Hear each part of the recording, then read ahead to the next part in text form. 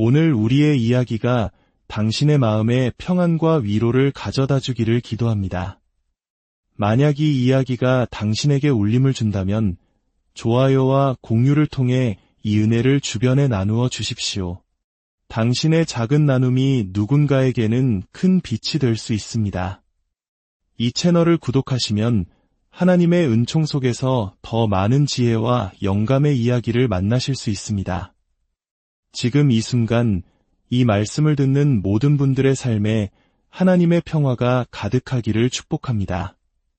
사랑하는 사람을 잃는다는 것은 경험으로든 혹은 지켜보는 것만으로든 우리 영혼을 송두리째 흔드는 깊은 슬픔입니다. 한 사람의 죽음은 우리의 마음속의 두려움, 실망, 상실감, 고통, 분노, 그리고 무엇보다 거대한 공허함이라는 복잡한 감정의 소용돌이를 일으킵니다. 불과 몇 시간 전까지만 해도 우리 곁에 있던 그 사람이 더 이상 존재하지 않는다는 사실은 눈물 없이는 받아들이기 힘든 현실입니다.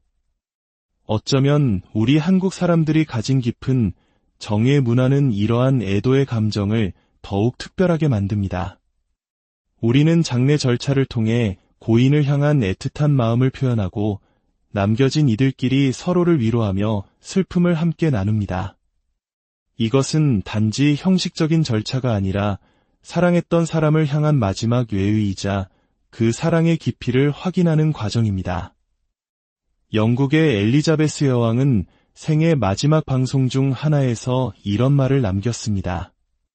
슬픔은 우리가 사랑에 대해 치르는 대가입니다. 진정한 사랑은 상실의 순간에 진실한 슬픔 속에서 그 모습을 드러냅니다. 오늘 우리가 나눌 이야기는 인류 역사상 가장 깊고 어두웠던 슬픔이 가장 찬란한 희망으로 바뀌는 순간에 대한 기록입니다. 바로 막달라 마리아의 이야기입니다. 요한복음 20장 11절의 말씀으로 들어가 보겠습니다.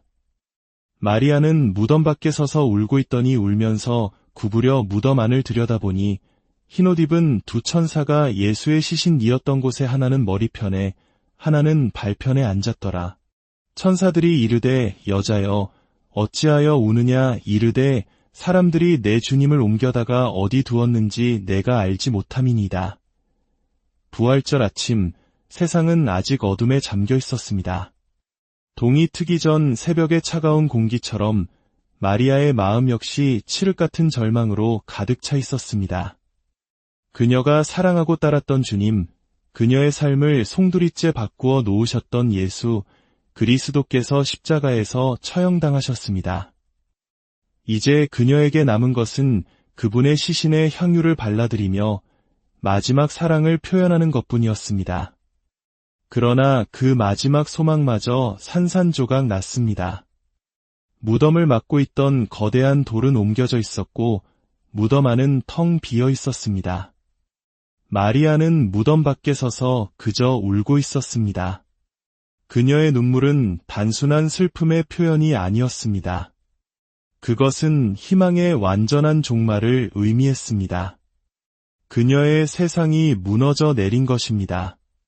흐르는 눈물을 닦을 생각도 하지 못한 채 그녀는 마지막으로 한 번 더 무덤 안을 들여다봅니다. 그리고 그곳에서 놀라운 광경을 목격합니다. 흰옷을 입은 두 천사가 예수님의 시신이 놓여있던 곳에 앉아 있었습니다. 한 명은 머리맡에, 다른 한 명은 발치에. 예수님께서 두 강도 사이에서 십자가에 못 박히셨던 것처럼 이제는 두 천사 사이에서 그분의 부재가 증명되고 있었습니다. 하지만 슬픔에 잠긴 마리아는 이 놀라운 광경의 의미를 깨닫지 못합니다. 그녀는 부활하신 주님을 찾으러 온 것이 아니었습니다. 그녀는 단지 싸늘한 시신을 찾고 있었을 뿐입니다. 그때 천사들이 그녀에게 묻습니다. 여자여, 어찌하여 우느냐? 잠시 생각해 보십시오. 장례식장에서 비통하게 울고 있는 사람에게 다가가 왜 울고 있습니까? 라고 묻는다면 얼마나 어처구니 없는 질문이겠습니까? 마리아의 입장에서는 자신의 눈물이 너무나도 당연했습니다. 그녀는 대답합니다. 사람들이 제 주님을 가져갔습니다. 어디에 두었는지 모르겠습니다. 그녀는 누군가 주님의 시신을 훔쳐갔다고 생각한 것입니다. 하지만 하늘의 관점에서 볼 때 이 질문은 깊은 의미를 가집니다. 천사들에게는 마리아의 눈물이야말로 이해할 수 없는 것이었습니다.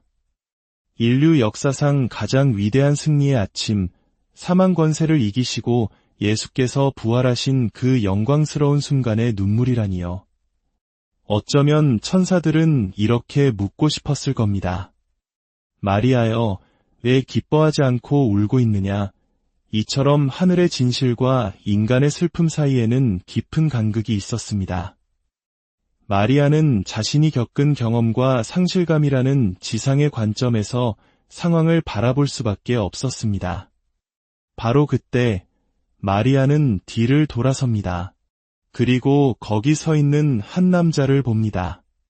하지만 그녀는 그가 예수님이라는 것을 알아보지 못합니다. 절망과 눈물은 때로 우리 눈을 가려 바로 앞에 있는 진실조차 보지 못하게 만듭니다. 어쩌면 우리도 마찬가지입니다. 오랫동안 하나님에 대해 듣고 성경을 읽었지만 성령께서 우리의 영적인 눈을 열어주시기 전까지는 예수님을 진정으로 알아보지 못합니다. 그분은 우리에게 그저 역사 속 인물이나 위대한 사상가일 뿐 살아계신 구주로는 보이지 않는 것입니다.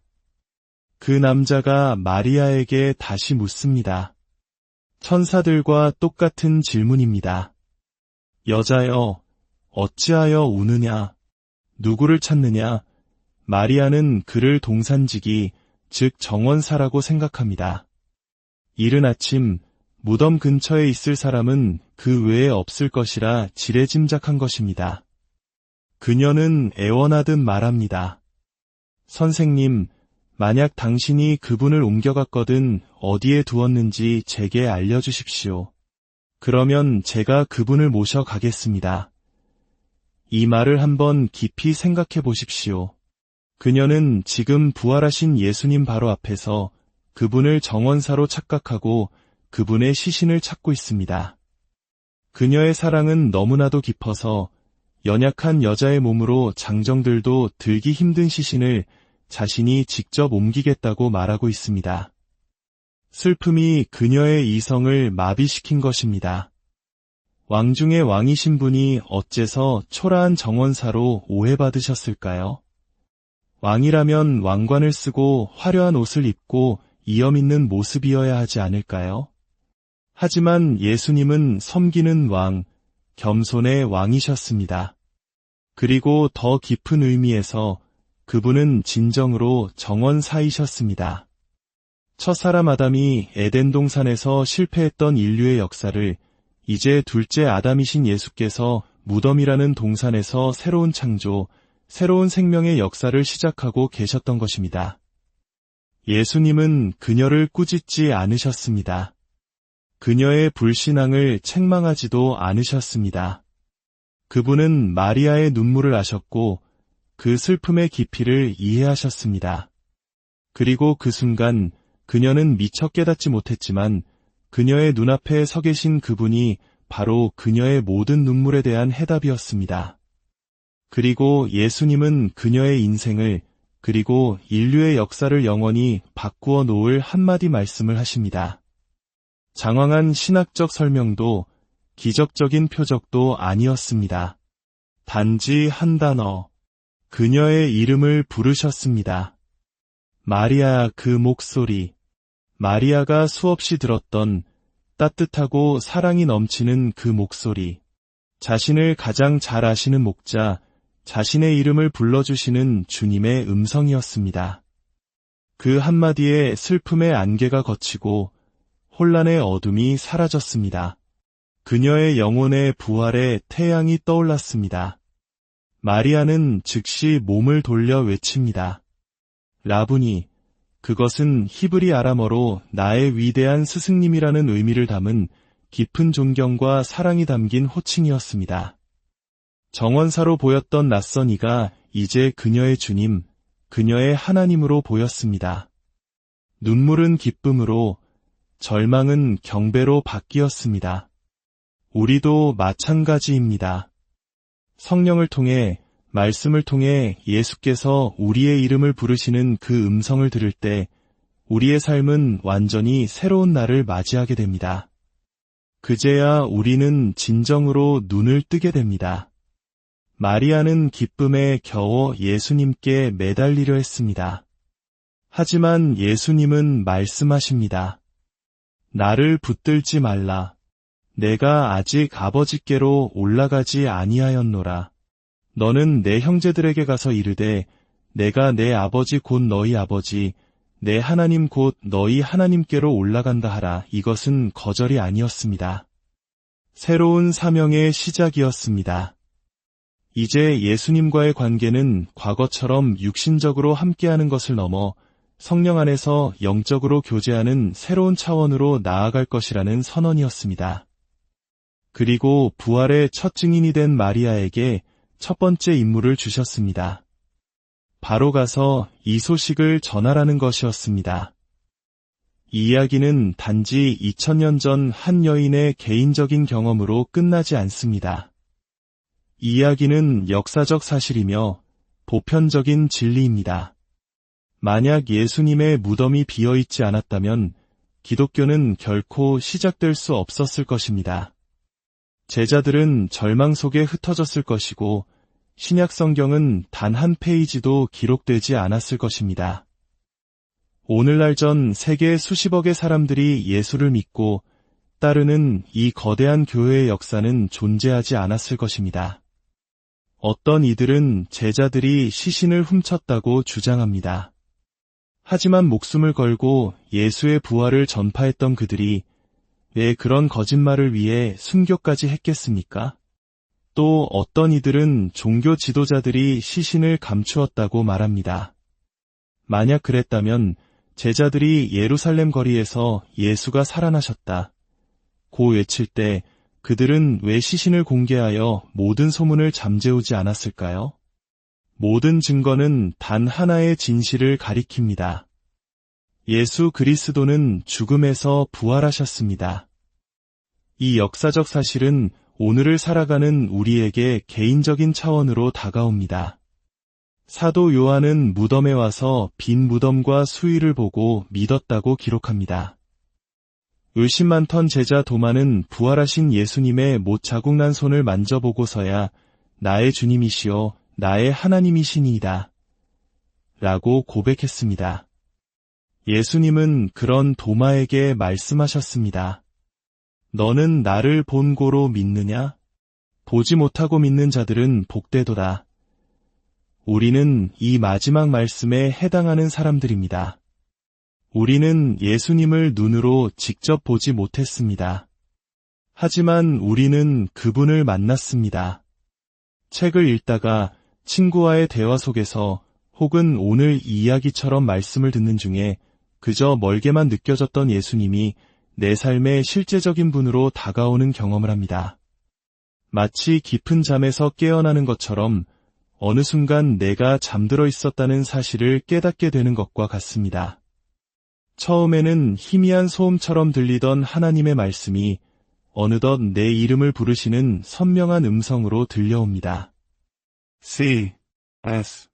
루이스라는 위대한 작가가 있습니다. 그는 젊은 시절 확고한 무신론자였습니다.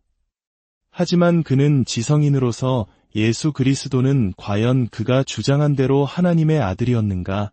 라는 질문을 피할 수 없었습니다. 만약 그가 하나님의 아들이라면 우리는 그와 대화해야 합니다. 만약 아니라면 이 모든 것은 허구에 불과합니다. 그는 오랫동안 이 문제로 고뇌했습니다. 그러던 1931년 9월 28일 그는 형과 함께 오토바이를 타고 동물원으로 향했습니다. 그는 훗날 이렇게 기록했습니다.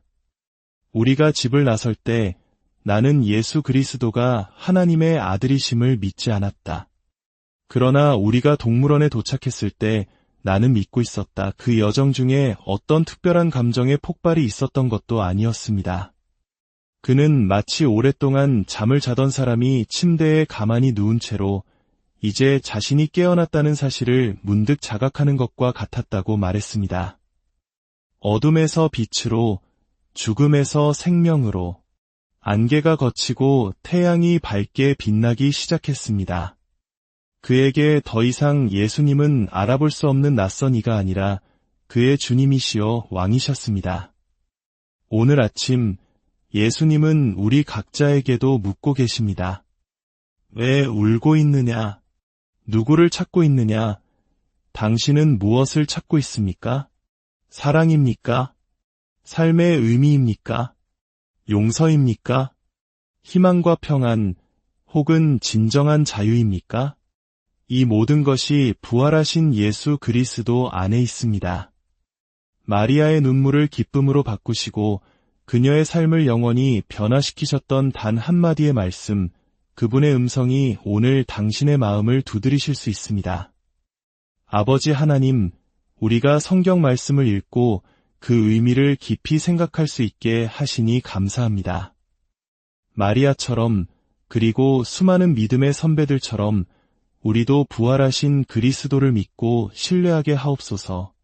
그리하여 우리의 삶이 슬픔을 이기고 기쁨을 노래하는 간증이 되게 하옵소서. 혹 이 순간까지도 예수님을 믿지 않았던 이가 있다면 C.S.